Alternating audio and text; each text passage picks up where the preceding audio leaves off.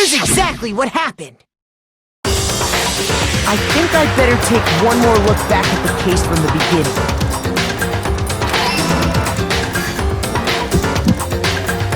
Last night, the killer went to the room Sayaka was in. In other words, my room. From what we can tell, Sayaka invited that person there intending to kill them. She attacked them with the knife she'd taken from the kitchen earlier.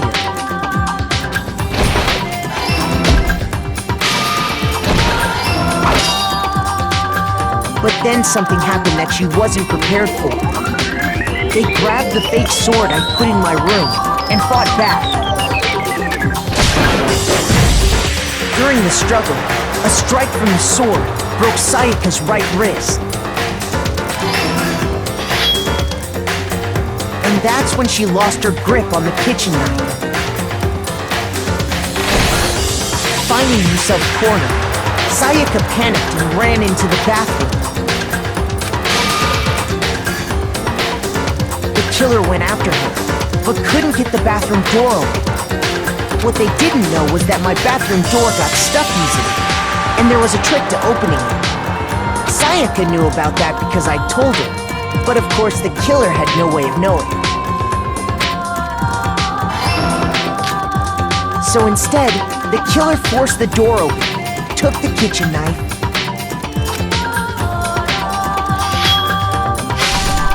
and stabbed Sayaka.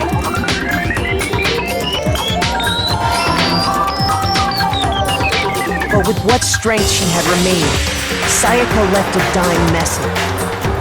To keep the killer from noticing, she wrote it on the wall behind her.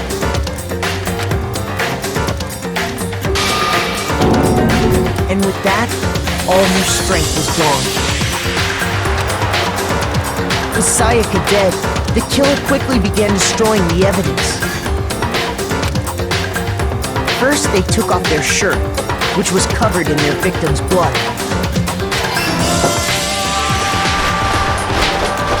Then they took the lint roller in my room and cleaned up the entire area. They wanted to make sure they got rid of any trace they'd ever been there.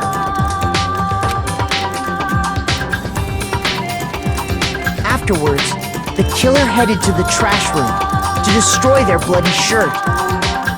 They tried to burn the shirt using the incinerator there, but the trash room was blocked off by an especially sturdy gate, preventing access to the incinerator.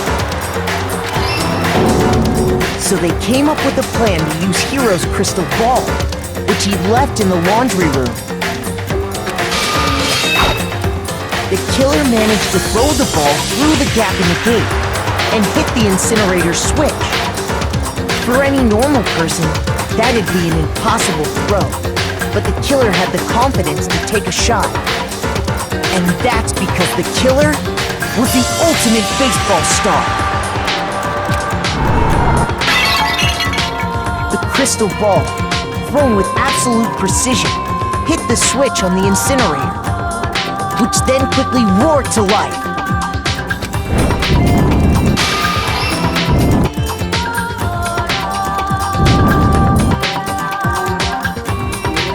Having destroyed the final piece of evidence, they left the area with, I imagine, a sigh of relief.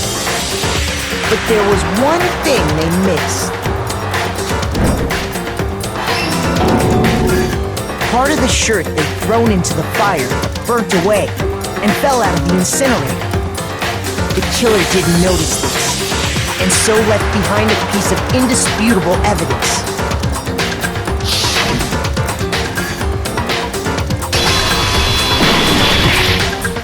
Isn't that right, Leon? Here's exactly what happened. First, let's take a look back to before the incident. Last night, Celeste saw Chihiro in the warehouse, correct? At the time, she was apparently stuffing something into a duffel bag. That something was a blue tracksuit. You can confirm this, right, Celeste?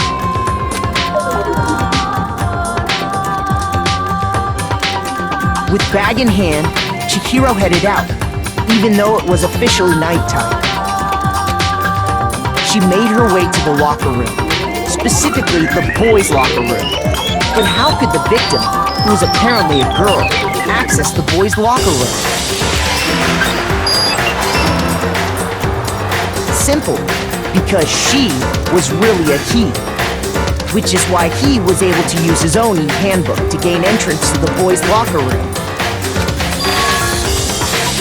Once inside, he met with someone there, and the person he met was the one who killed him. It seems likely that the killer grabbed the nearby dumbbell, approached the unsuspecting Chihiro, and attacked him. And that's where the bloodstains on the poster and carpeting in the boys' locker room came from.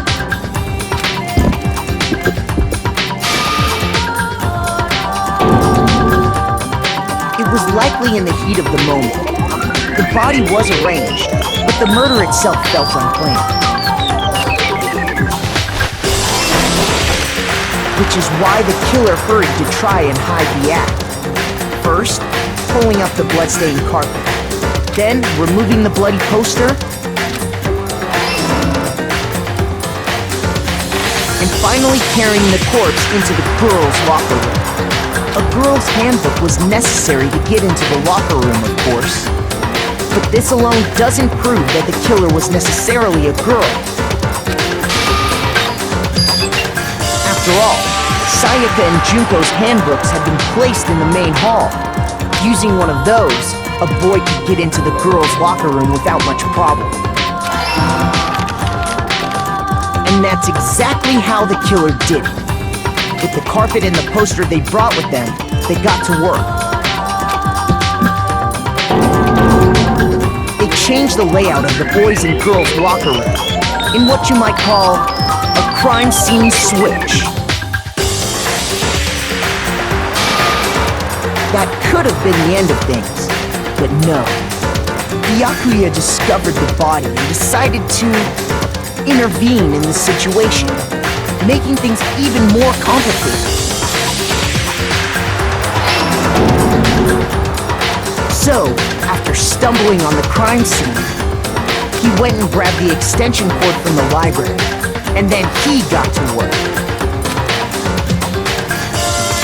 He used the cord to string up Chihiro's lifeless body.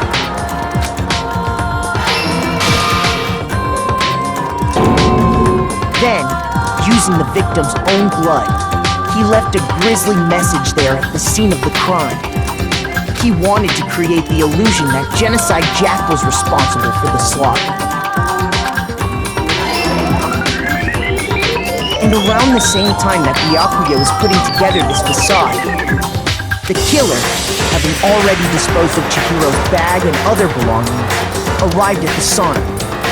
There, they planned to destroy the last piece of evidence, Chihiro's handbook.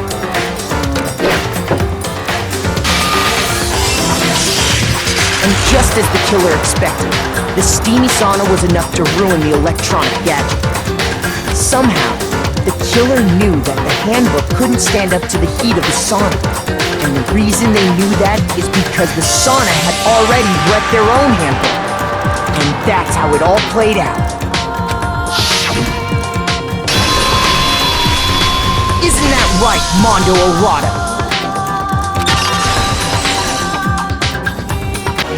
The killer is you! Before anything, the killer persuaded someone to help carry out the murder. And that person was Hifumi. With an accomplice, the killer was able to execute a number of otherwise impossible schemes.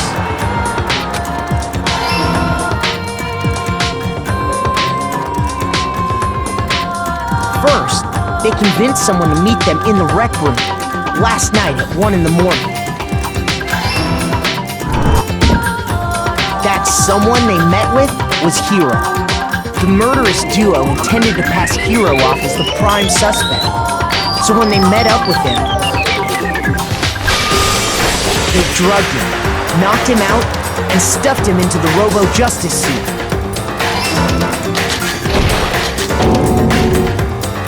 Next, Hifumi positioned himself to make it look like Robo-Justice was attacking him, while the killer used a digital camera to take pictures of the assault. They did all this just to create evidence that would put the suspicion on Hiro. When they were done with him, they shoved him, still unconscious, into the pool room locker. And then finally, at 6 a.m., they moved into the murder phase of their plan. They called Taka to the equipment room.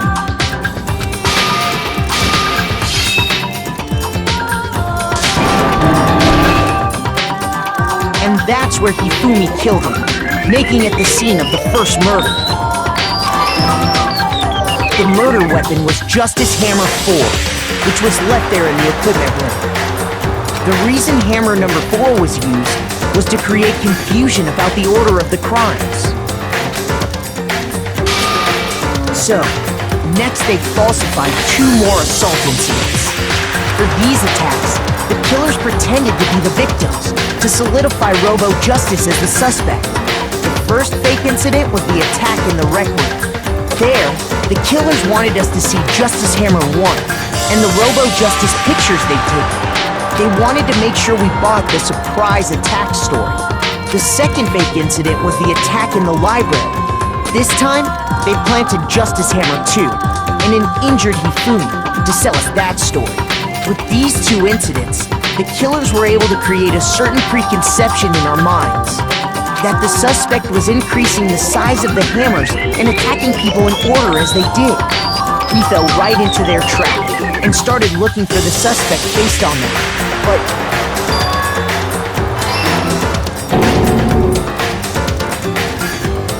while we did that, we left Hifumi alone in the nurse's office. This was exactly what Hifumi was hoping for. He took a blood packet from the refrigerator and Justice Hammer 3 and turned the room into a crime scene in which he himself had apparently been brutally murdered. He let out a scream to draw us back, and when we returned, that's what we found. Meanwhile, the other group that had been out searching found Taka's body at the same time. So when we heard the body discovery announcement, we naturally assumed it was for Hifumi. We left the nurse's office, and Hifumi once again took advantage of the situation. He simply got up and made his escape. When we learned his body had disappeared, we all rushed back to the nurse's office. And once again, Hifumi had the chance he was waiting for. This time, he snuck into the equipment room.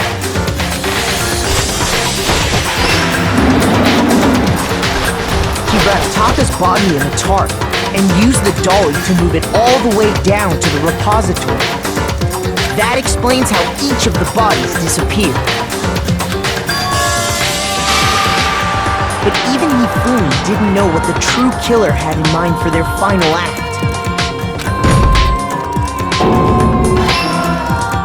Their plan all along was to kill Hifumi and get rid of the one person who could betray them. And they did it using an ordinary, everyday hammer from the repository. That should cover everything that happened in this case. And the villain behind it all is...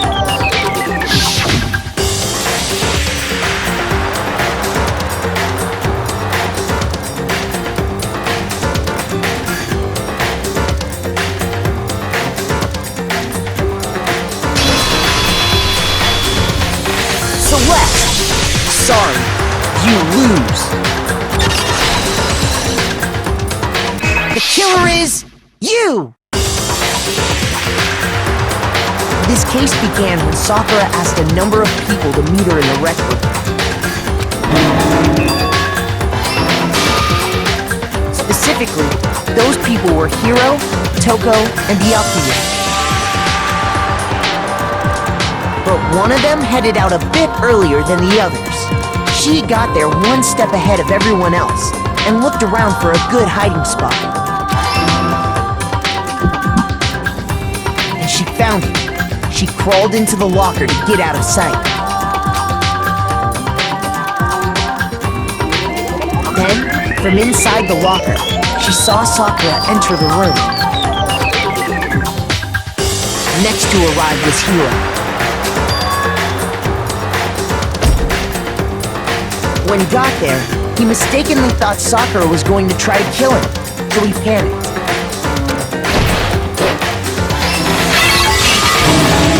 Without thinking, he grabbed a nearby Monokuma bottle and attacked Sakura with it.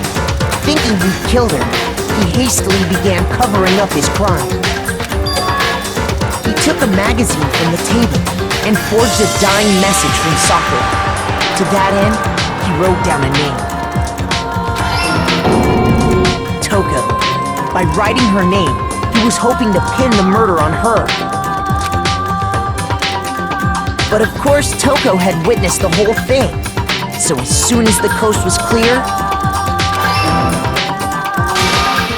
she jumped out of the locker and hid the magazine on the shelf with all the others. But in her rush, she made one little mistake. She put the magazine back upside down. Soon after, she watched as Sakura slowly opened her eyes. She also saw the blood dripping off Sakura's head and fainted. This caused her personality to switch back over to Genocide Jack. When she woke back up, her second personality also saw the blood-soaked Sakura, and she freaked out. And just like Hiro, she grabbed another Monokuma bottle and attacked her. This explains why there were 2 wounds on Sakura's head. Assuming Sakura really was dead this time, she set about disposing of the evidence. She gathered up the broken Monokuma bottle shards and the queen chess piece. And that explains how Sakura was attacked twice with the same type of weapon. But even after those 2 blows, she was still alive. So then, what was Sakura's actual cause of death? It was the poison that Sakura herself got from the chem lab. She turned the rec room into a true locked room scenario, and then drank the deadly mixture. And there, she took her final breath. Later on, the rest of us discovered that her body was in there. We had to smash the door's window to get inside. But someone already knew what had happened, knew that she had committed suicide. And that same someone quietly snatched the bottle of poison from off the ground. And while nobody was looking, replaced it with an empty protein can. They did all this specifically to place all the suspicion on themselves, in an attempt to guide the trial to a false conclusion. And the one who went to all that effort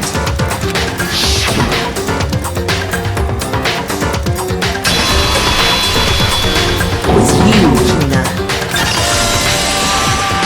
Here's exactly what happened.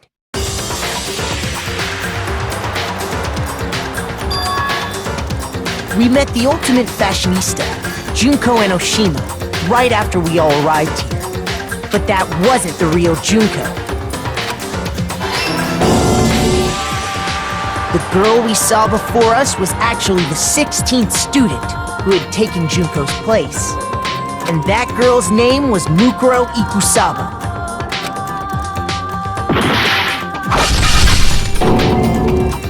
But it wasn't long before she died at the hands of Monokuma.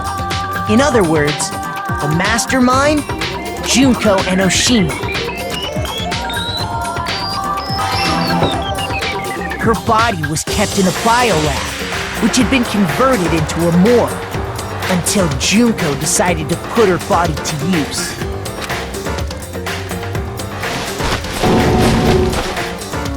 Junko dragged the body out of the biolab, using the tarp to carry her to the garden, She fabricated the murder to try and frame Kyoko, who'd proven to be one big thorn in her side.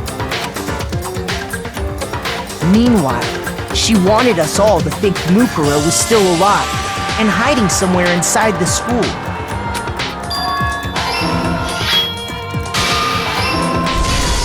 So she put on a mask and then attacked me. After making sure I'd gotten a good look at the mask, she left the room.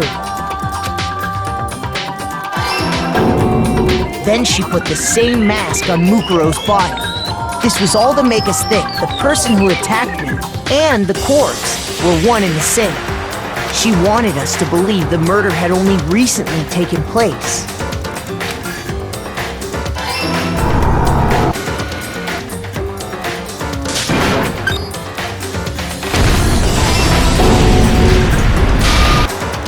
Finally, by strapping a bomb to the body, she was able to destroy any remaining evidence. She needed to hide the body's true identity. She had to make sure we didn't find out it was actually the same person we'd met in the beginning. This is the truth behind Mukuro's murder. And the one who carried it all out is the true mastermind. The one controlling Monokuma.